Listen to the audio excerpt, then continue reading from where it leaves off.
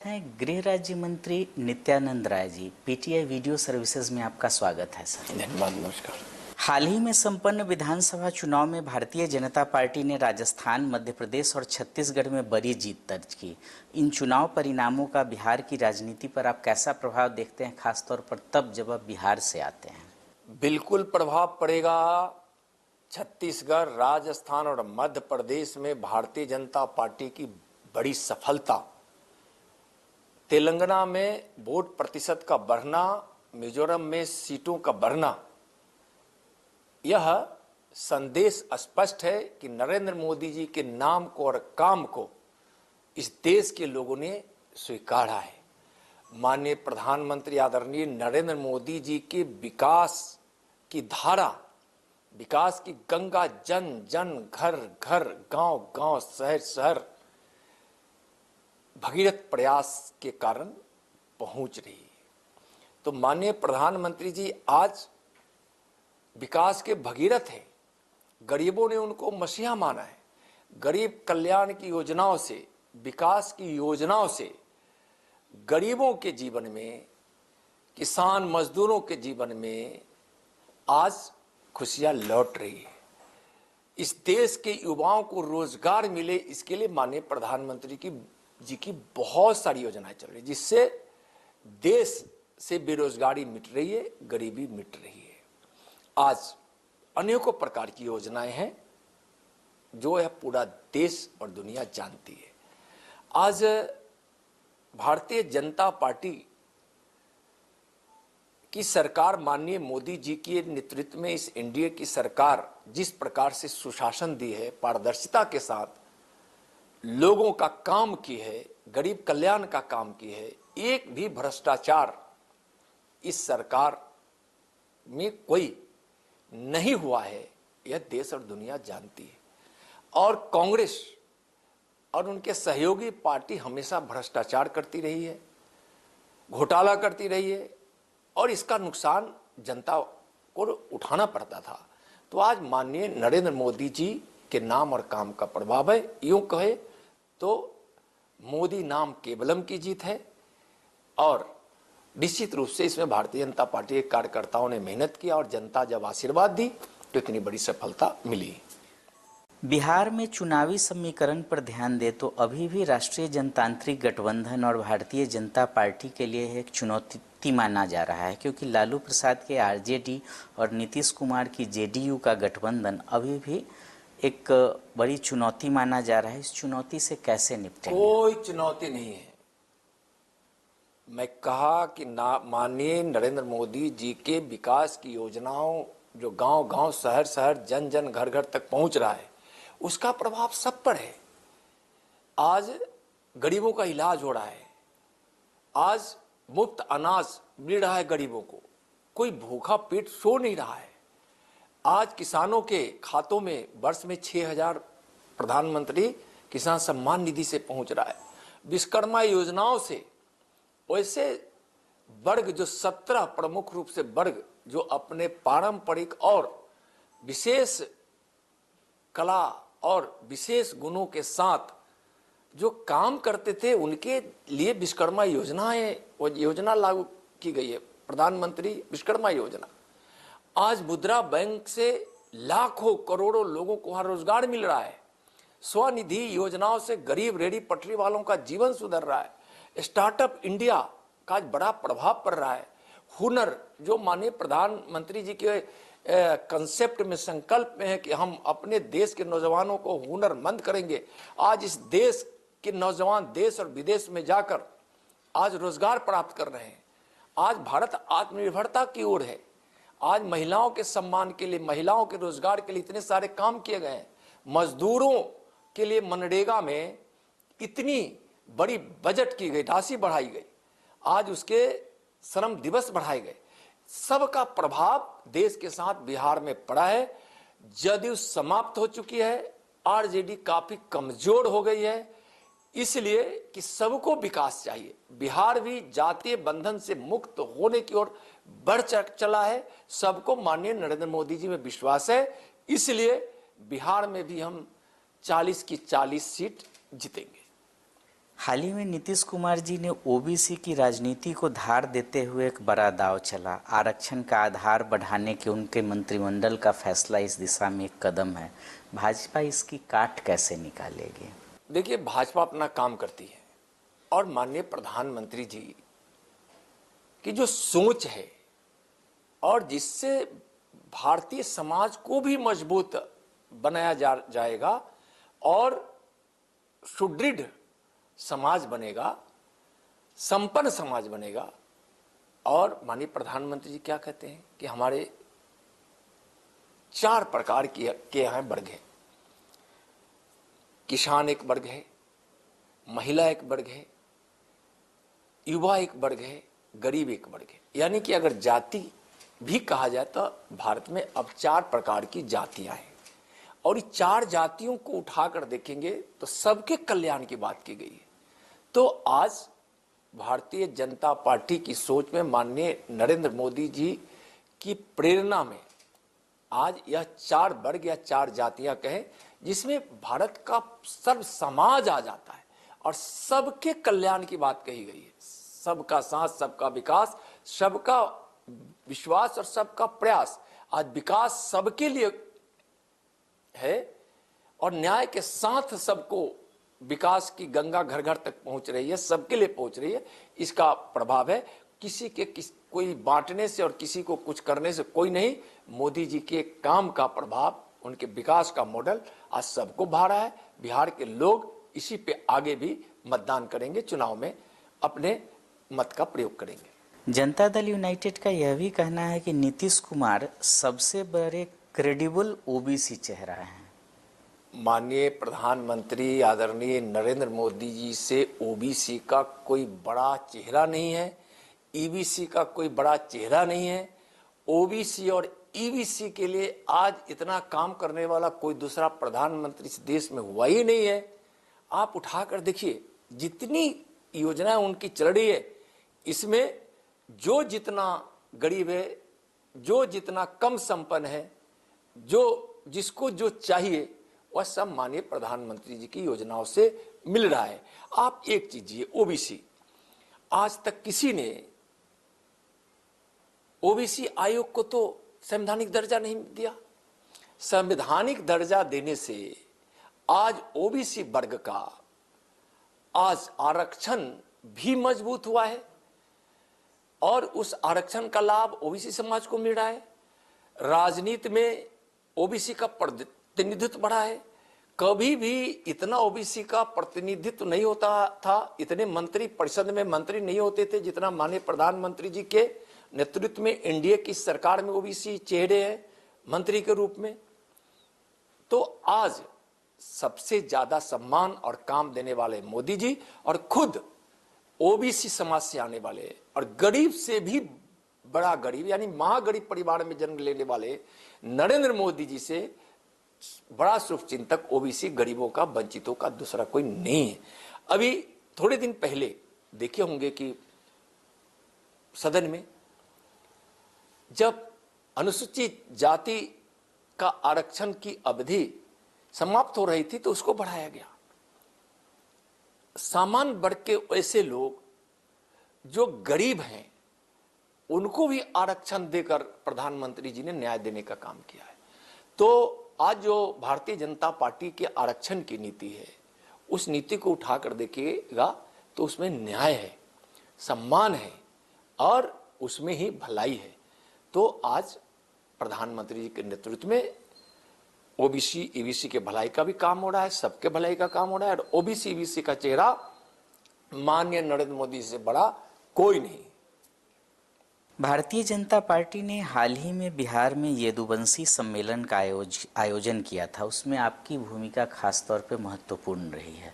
इसका क्या मकसद था? देखिए, भारतीय जनता पार्टी सर्वस्पर्शी कार्य पद्धति को अपनाई है, सबको साथ लेकर चलती है और सबको साथ लेकर चलने का प्रयास करती है और सबकी चिंता करती है। तो आज बिहार में भारतीय जनता पार्टी ने सभी समाज के लोगों के बीच अपने काम का फैलाव की है, उसमें यदुवंशी भी है और उस दिन कोई सम्मेलन वगैरह नहीं हुआ था। गोवर्धन पूजा के शुभ अवसर पर 21,000 से ज्यादा यदुवंशियों ने भारतीय जनता पार्टी में सम्मिलित होने का काम किए, जिसकी घोषणा हमारे प्रदेश अध्यक्ष जी खुद किए। और उस दिन श्रीमान लालू जी की प्रतिक्रिया को देखे ही आज सभी समाज को, चाहे यदुवंशी हो, चाहे रघुवंशी हो, चाहे वह अनुसूचित जाति का हो, चाहे वह किसी वर्ग का हो, चाहे वह सामान्य वर्ग का हो, चाहे वह अनुसूचित जनजाति वर्ग का हो, चाहे ईबीसी वर्ग का हो, ओबीसी वर्ग का हो, किसी समाज का हो, किसी जाति का हो, सबको आज विकास चाहिए। इसलिए सब लोग माननीय प्रधानमंत्री जी के काम से खुश हैं और माननीय प्रधानमंत्री जी के नेतृत्व में देश जिस प्रकार से आगे बढ़ रहा है, बिहार भी आगे बढ़ रहा है और भी आगे बढ़े, इसके लिए आज सब लोग माननीय प्रधानमंत्री जी के काम और भारतीय जनता पार्टी की नीति से सहमत होकर भारी मात्रा में भारतीय जनता पार्टी के साथ देने के लिए आगे बढ़ रहे हैं। लेकिन लालू जी तो ऐसा नहीं मानते हैं। उनका कहना है कि आपका प्रयास यादवों को बांटने की आप साजिश रच रहे हैं। देखिए, हम लोग बांटने की साजिश नहीं करते। यादव समाज को लालू जी ने सभी समाज से अलग करने का काम किया। हम भारतीय जनता पार्टी के लोग, मैं यादव होने के नाते नहीं बोल रहा हूं, भारतीय जनता पार्टी का हर नेता और हर कार्यकर्ता सबका साथ लेकर चलने का प्रयास करता है और उसमें बांटने का नहीं, भारतीय जनता पार्टी सबको जोड़ने का काम करती है। उसमें यदुवंशियों को भी जोड़ने का काम भारतीय जनता पार्टी कर रही है। बांटने का काम तो आरजेडी करती है। उन्होंने यह भी कहा, आपको चुनौती दी थी, तेज प्रताप यादव के सामने चुनाव लड़ने की चुनौती दी थी। तो मैं तो उनसे आग्रह किया था, अगर वह उनको चुनौती माने तो वह चुनौती भी है, लेकिन मैं आग्रह के साथ कह रहा हूं कि आप अपने परिवार के किसी को भी लड़ने के लिए भेज दीजिए। अगर वह जीत गए तो मैं चुनावी राजनीति छोड़कर मैं भारतीय जनता पार्टी का बूथ अध्यक्ष बनकर भारतीय जनता पार्टी का सेवा करूंगा। अगर तेज प्रताप हो, तेजस्वी हो या लालू जी के परिवार के कोई भी सदस्य जो चुनाव लड़ने हमसे आना चाहते हैं आए, अगर वह हार जाते हैं तो लालू परिवार को बिहार की राजनीति से, चुनावी राजनीति से अलग हो जाना पड़ेगा। अगर उनको यह स्वीकार है तो मैं तो उनका इंतजार कर रहा हूं उस दिन से। बोले हुए आज कितने दिन हो गए, 3 सप्ताह से ज्यादा हो गए, अभी तक उन्होंने तो कहा नहीं कि कौन हमारे परिवार से आपसे लड़ने के लिए जाएगा। मैं तो इंतजार करूंगा, चुनाव तक इंतजार करूंगा कि श्रीमान लालू जी अपने परिवार से किसी को भेजे और हमारे इस आग्रह को स्वीकार करें। मैं जीता तो वह राजनीति से अलग हो जाए, वह परिवार चुनावी राजनीति से। अगर मैं हारा तो मैं हो जाऊंगा, या मैं उनको आग्रहपूर्वक कह रहा हूं आए। तेलंगाना के मुख्यमंत्री बनने जा रहे कांग्रेस के नेता रेवंत रेड्डी जी का एक बयान आया है हाल ही में। उन्होंने तेलंगाना के डीएनए और बिहार के डीएनए को लेकर कुछ बयान दिया था। बहुत आपत्तिजनक बयान दिए हैं। इस प्रकार का बयान बिहारियों के अपमान का बयान है। और उसमें भी उन्होंने जिनके लिए कहा कि यह कुर्मी समाज से आते हैं और बिहार के हैं, मैं तेलंगाना का हूँ, हमारे डीएनए में और बिहार के उनके डीएनए में फर्क है, तो मैं उनको स्पष्ट कहना चाहता हूँ कि जो कांग्रेस का संस्कार है ना, उसको उन्होंने परिलक्षित किया है। हमेशा कांग्रेस बांटने का काम करती है।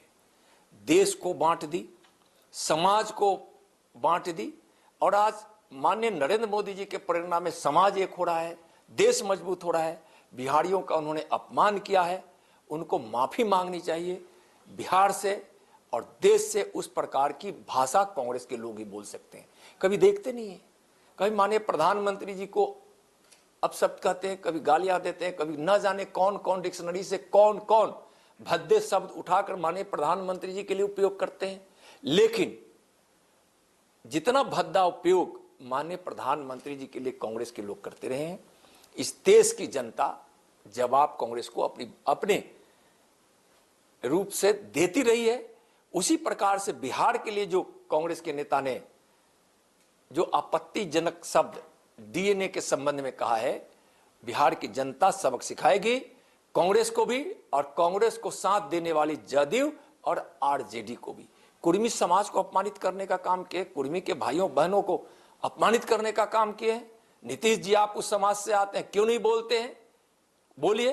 भारतीय जनता पार्टी तो उस दिन से ऑब्जेक्शन कर रही है और कह रही है कि कांग्रेस की इस नेता भावी मुख्यमंत्री तेलंगाना ने बहुत गड़बड़ कर दिया, उनको माफी मांगना चाहिए और कांग्रेस को अपने संस्कार में सुधार लानी चाहिए।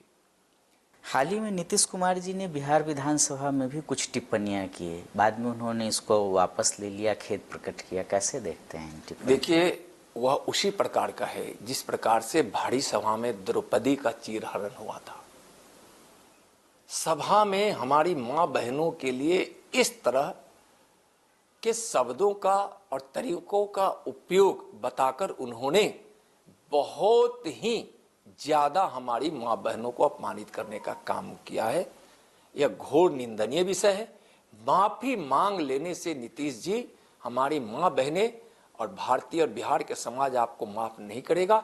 इस जीवन में इसका पश्चाताप यदि आपको करना है और इस पाप से मुक्त होना है तो गंगा के तट पर जाकर तपस्या कीजिए, तो शायद आपको इस पाप इस जीवन में धुल जाए।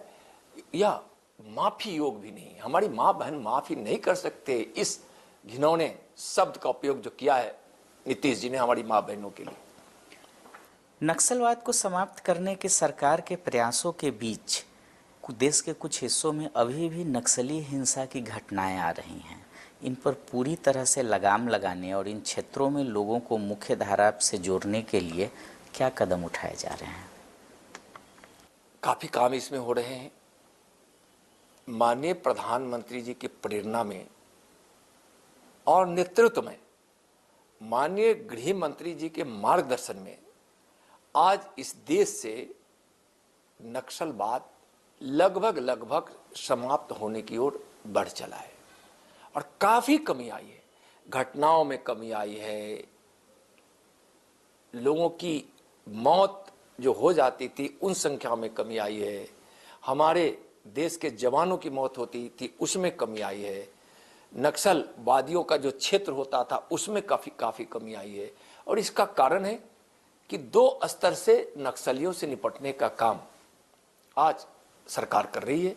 एक तो आग्रह भी करती है कि आप किसी भटकाव के कारण आप अगर नक्सलवाद को अपनाए हैं और हिंसा के पथ पर आप चल रहे हैं, जो भारत इसको स्वीकार नहीं कर सकता है, तो आग्रह करता है कि आप सब वैसे लोग जो कैडर बने हैं नक्सल के, वह सब छोड़कर भारत के मुख्यधारा में जुड़िए।